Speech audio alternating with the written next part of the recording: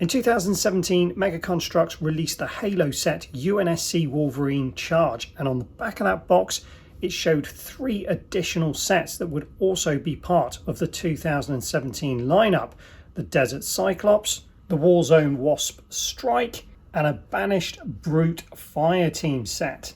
2 of those 3 sets did in fact release: the Warzone Wasp and the Desert Cyclops. The Banished Brute Fireteam, however, never saw the light of day. Why this set never saw the light of day at such a late stage in its development, when it was already appearing on the back of the box art for other sets that had already been put into production, is anybody's guess, and we may never know the answer unless somebody that used to work at Mega sees this video and is happy to fill us in the comments section below. But if I had to hazard a guess, I would say it was simply a case of budget cuts or budget limitations. The 2017 line was a very lean line. It did have a number of great blind bag series, Halo Heroes, armor packs, drop pods, but as far as actual builds go, there were only a handful, and of those builds, most of them were very tricky to get hold of, especially if you were here in the UK. I did manage to get my hands on the Warzone Wasp, on the CTF Arctic Warthog, the Banished Ghost Rush, and the UNSC Gungoose Rampage. The other sets released this year that I've yet to be able to get my hands on are the UNSC Wolverine Charge, the UNSC Builder's Forge, and the 2 Cyclops builds that were released this year: the Desert Sniper Cyclops and the Corporate Security Cyclops. As far as I'm aware, all of these sets were very difficult to get hold of from the get-go. If I'm wrong, let me know in the comments. If you managed to get all of these, I'm very curious to know, were they easy to get? And where are you in the world? Where was it easy to get these sets, and where was it difficult to get these sets? And I'd just be curious to know how many people actually managed to get everything from this line. But coming back to set FDY46, I decided to build my own. I looked at the build and thought, that looks like a relatively straightforward build. The only downside was there's only one picture in existence of this set, which is the picture I showed you earlier on in the video. So I had to try and create it from what I could see in the image. You can't see it from behind because there is no image from behind, so I had to use a bit of creative liberty to kind of make it work, just make sure that the turret would stand up above the shield and so on. So I can't say for sure whether the back is correct of this build, but I'm pretty confident the front section of the build looks close enough to the real McCoy that I feel like I've got a close enough version of what this set would have looked like if it did in fact get released. Let's take a closer look. So first things first, the elephant in the room, there's only 3 figures here and there's supposed to be 4. That's because I only had one of those red grunts. We'll come back to that later. The brutes, I decided to use the brutes from the Ghost Rush set. These are as they come out of that set, and I felt they were the closest to what they showed in that image. The actual brutes in that image are more like the brutes from one of the blind bag series. I'm not aware that they ever produced that figure with the red paint slashes over them, so I decided to use the Ghost Rush brutes instead.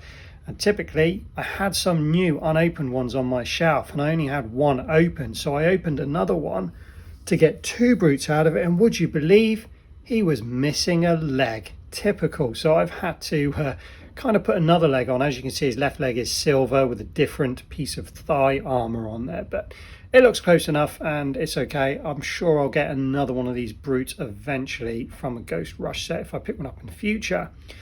Coming back to the grunts, the only set I had with this grunt in it, which is actually the exact same grunt as showed in that picture. The skin tone might be a slightly different color, but this comes from the Hornet Blitz set, you know, the Hornet set that nobody liked. Well, this figure comes in that set and I only bought one of them. So again, I only had one figure to be able to show you here, which is a shame. But again, I'm actively looking on eBay to see if I can get another one of those figures, so when I display this set I do have the 2 grunts.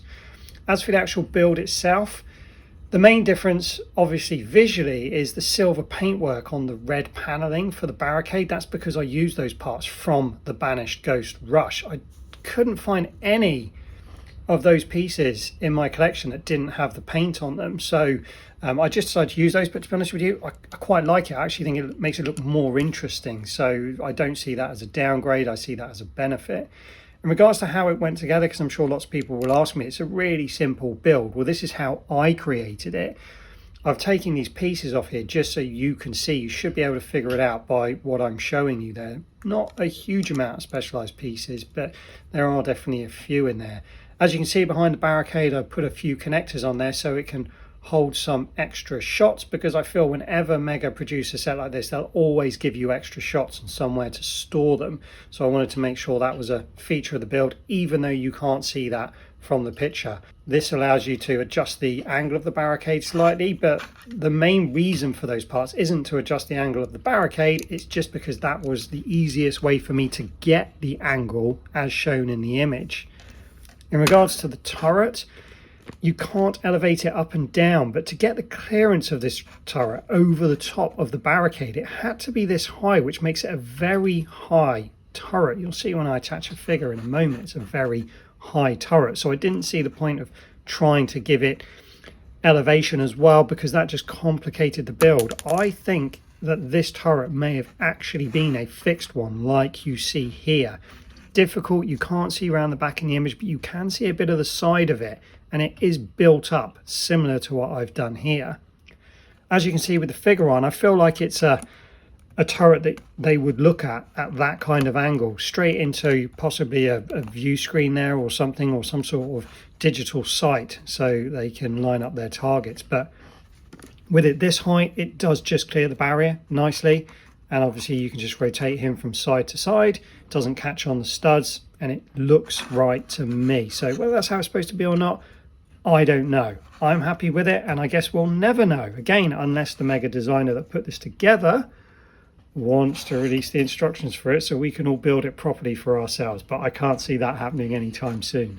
So this started out as a bit of fun, just for me to see whether I could, and now that I have, I'm really glad I did, because I feel like this is one of those missing pieces of Mega history. With one photo in all of existence, it almost doesn't exist. So bringing it to life like this gave me immense satisfaction, more so than just building an official set out of the box, because it feels really unique. And if anybody else wants to do it, I'm sure there's many people out there with the parts that they can actually create their own build themselves.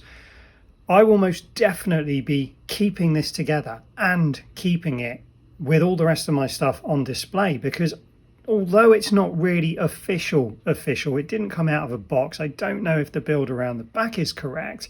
From what we can see, it looks legitimate. So I'll be keeping it on my shelf, and I'll be really pleased to have it, because it feels like a lost piece of Mega history that almost came to be but didn't. And yes, the figures aren't quite right, but they certainly suit the era and design language of this period of Mega Construx. So if you do like the look of this, have a go yourself. Let me know in the comments if you do manage to get one complete. I'll be interested to see how many people have got the parts to do so.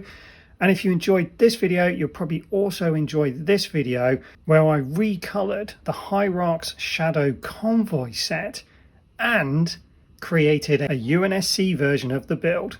If you enjoyed the video, don't forget to give it a like, consider subscribing, and as always, thanks for watching, and I'll see you next time.